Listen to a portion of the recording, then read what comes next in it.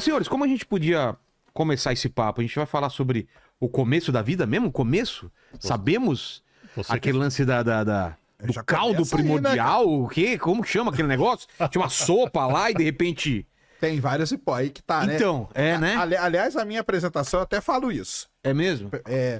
Tem duas coisas muito importantes na Terra que a gente nem não sabe direito como começou. Uma é a água. Como que a água veio parar na Terra? Mesmo? Mas não veio de asteroide, não? Eu sempre ouvi isso, de cometa e tal. Então, tem uma dúvida muito grande com relação a Que isso. precisa de muito também, né? se for pensar. Essa que é a dúvida. É uma história muito legal o negócio da água, que é o seguinte. Primeiro, todo mundo imaginou que ela vinha de cometas. Porque o cometa é uma bola de gelo e tal. Aí... E pro pessoal saber que o cometa é uma bola de gelo e aquela cauda é o gelo... É o gelo derretendo. Derretendo, Isso né? aí. É o gelo E não derretendo. necessariamente ele tá derretendo pra parte do movimento pra trás, né? Ele pode estar... Ah, sim. Porque se o vento solar estiver soprando pra um lado e ele pode estar andando Ele na pode direção tá andando, Isso, tem cauda que forma na frente. Porque a gente imagina que aquilo lá é um negócio de movimento, né, dele.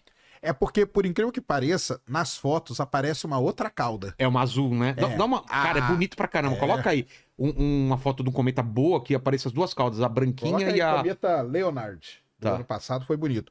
Porque tem a E cauda essa de, outra? a cauda de íons, que a gente chama, Isso. e a cauda de partículas de gelo mesmo derretida da atividade do cometa. Só que o cometa ele tem atividade para todo lado.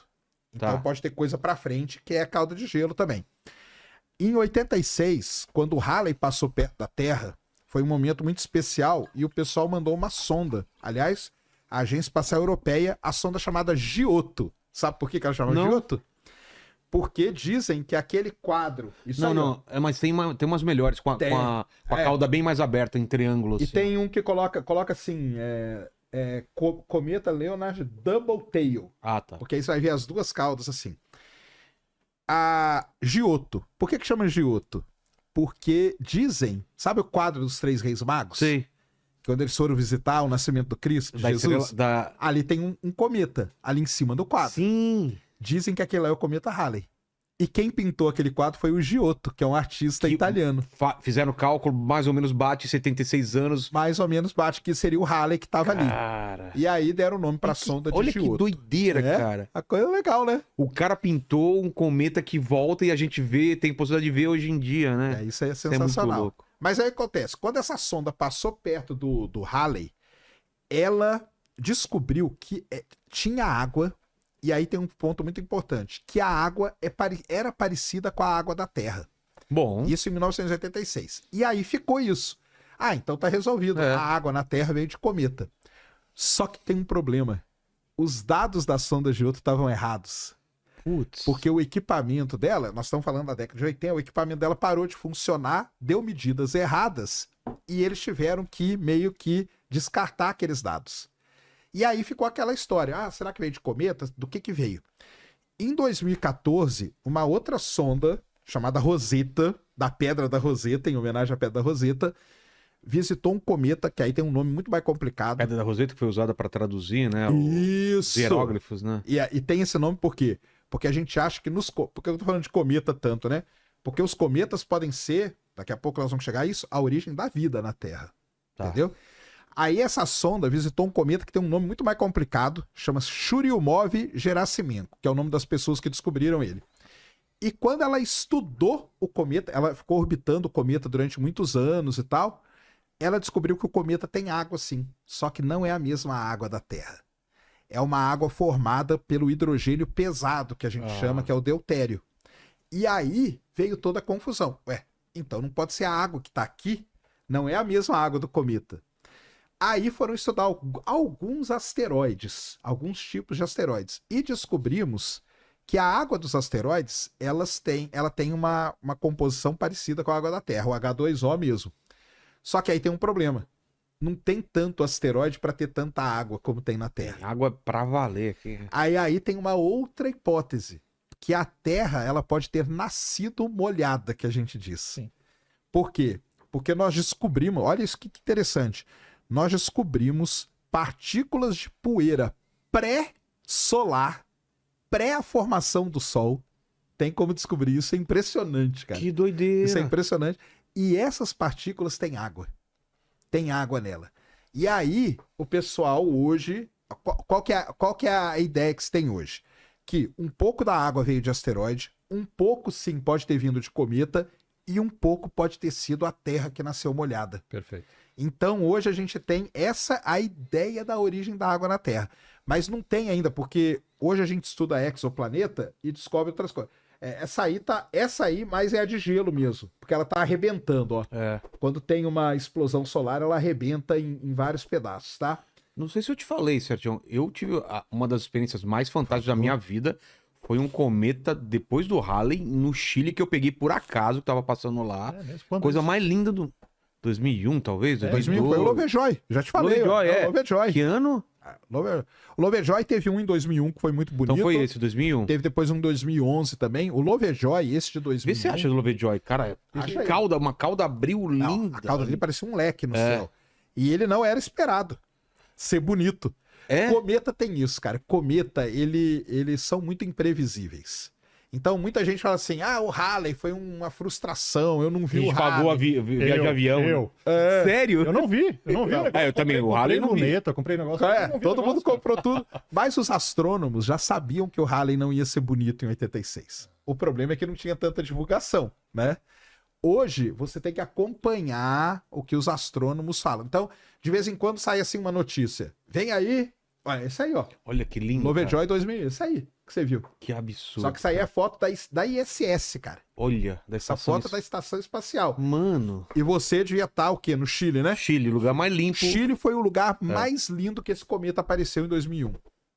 A cauda dele... Tava cheio de astrônomo lá pra ir fotografar. Porque o que aconteceu? Na hora que o Lovejoy vinha vindo e ninguém dava nada pra ele. Na hora que ele virou por trás do Sol, a cauda dele explodiu, que a gente chama. E aí, quando o cometa vem, é o hemisfério norte que vê. Quando o cometa dá a volta no Sol, é a gente do hemisfério sul. Quando ele deu a volta e a cauda dele explodiu, todo mundo correu pro Chile e pra Argentina pra ver o cometa, cara. Que absurdo. Então lá encheu de gente. Eu vi esse cometa aqui em São Paulo. Dava pra ver? Dá pra ver aqui em São Paulo, cara. Então... Porque lá eu vi a olho nu mesmo. Aqui eu vi a olho nu também. Aliás, muita gente viu em São Paulo e achou que era alienígena. Porque não estava acostumado e vi... Aqui mas você viu na cidade de São Paulo? Eu vi na cidade. Mas não estava grandona a cauda, não. Mas dava pra ver. Bonito ele no céu. Então tem isso, cara. A origem... e aí eu falei, né? E a origem da vida? É outra coisa que a gente não sabe direito. Mas o que a gente chama de blocos fundamentais, que são lá os hidrocarbonetos, os elementos químicos e tudo, essa sonda Rosetta descobriu que os cometas são ricos nesses elementos. Então o que pode ter acontecido lá no início da Terra? Estava a Terra se formando, sofreu um grande bombardeamento desses objetos e esses elementos chegaram aqui. Aí depois tem a história de como que isso vai virar vida. Perfeito. Aí tem também toda uma discussão. Mas por que antigamente a gente era muito mais bombardeado e hoje é menos bombardeado? Isso aí é por causa da história do próprio Sistema Solar, né? O Sistema Solar ele passou por um período que chama período do grande bombardeamento. Hoje, os grandes objetos já se chocaram, já bateram, já desapareceram. Já acabou, então, né? Acabou. Então, foi uma limpa, assim. Foi uma limpa, foi feita uma limpa mesmo. Mas é só olhar pra Lua, porque quando você olha pra Lua... toda esburacada. Toda esburacada, porque lá não tem temperismo, não teve vida pra apagar esse registro. Então você olha lá, a Lua tem milhões de crateras, não é nem milhares. Tem aquelas grandes, que foram as primeiras, né? Aquelas baitas, que são os mares lunares, né? E aí tem as menores que tem até hoje. E aí quando formou a atmosfera na Terra posteriormente, isso aí queima todos esses objetos também. Então os primeiros foram apagados, tirando um ou outro grande que chega, né, Sacane? Lá no Arizona, lá nos Estados Unidos que tem. É do Golfo do México, aliás. Mas o bombardeamento que a gente vê na Lua teve na Terra também. Por isso que a galera fica assim, não, mas é impossível que a vida, que os BBLs, que são os Building Blocks of Life, né, tenham vindo do espaço. É impossível que a água tenha vindo do espaço. Quando é que estão esses meteoritos, né, o pessoal fala, né, onde que tá esse registro? Mas já foi. O pessoal esquece que a Terra é um planeta vivo, né? Então a gente tem placa tectônica que está sendo destruída, se formando, tem temperismo, tem um monte de coisa que vai apagando. Alguns ficam.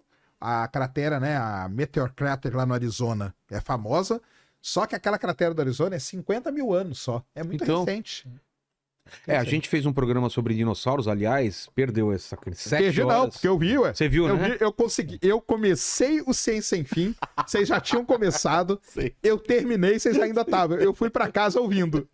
E ainda o pessoal falou que foi um shorts. Pro Pirula foi um shorts, só que lá foi só um comecinho.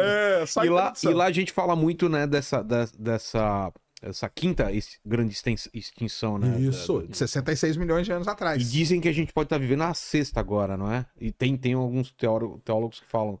Tem um estudo todo sobre a sexta extinção em massa, que aí tem muito a ver com o trabalho que o professor aqui faz. Como que seria essa sexta extinção? Para você ter uma ideia, aí ele pode falar muito melhor que eu. Tem muitas... A aceleração de extinção de espécies, ela tem aumentado muito. Então, antigamente, você demorava não sei quantos mil anos para uma espécie ser extinta. Hoje, por conta de várias mudanças, de várias Inclusive coisas... da gente, né? Inclusive, é muito mais rápido. Essa extinção está acontecendo muito mais rápido. Então, tem alguns estudiosos que falam que a gente está vivendo uma sexta extinção. Tem outros que falam que a gente ainda vai viver e tal. Como que é isso aí? Não, mas antes da gente falar do fim, vamos falar do começo. Não, então vamos deixar... Você quer falar do fim? Não, vamos começar pelo começo. Vamos começo, então. O que sabemos e o que não sabemos sobre o começo da vida?